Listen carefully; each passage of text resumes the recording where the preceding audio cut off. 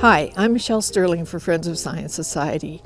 I don't know if you've been following the Liberal leadership debates or the promises that are being made, but of course one of the main themes is let's build.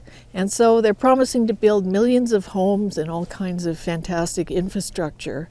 But there's a problem right now in Kelowna that is a microcosm of the bigger picture of the problems that they will face in trying to build out all of this new infrastructure and housing.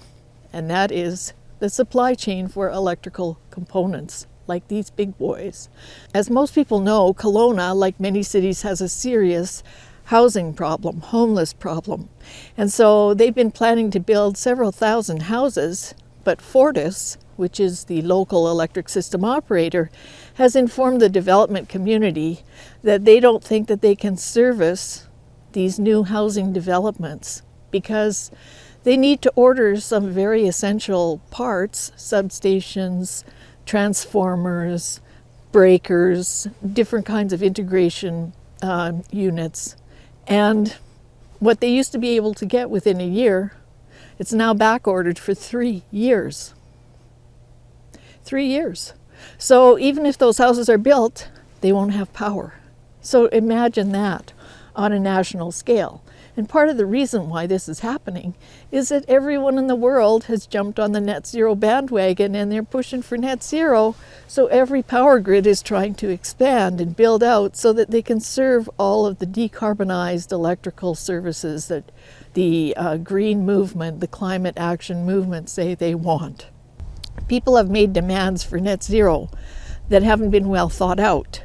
No material supply chain was checked into, and we can see where this leads. So what's the solution? The solution is no net zero. No net zero. We should stop with all the net zero plans right now. And there's a very good article in the Toronto Sun that explains the whole situation. There's no need to go to net zero because there's no climate emergency. And it's about time we started aligning ourselves with more rational climate and energy policies. If you'd like to know more about that, please come to our event at the Best Western Village Park Inn in Calgary on March 11th at 7 p.m.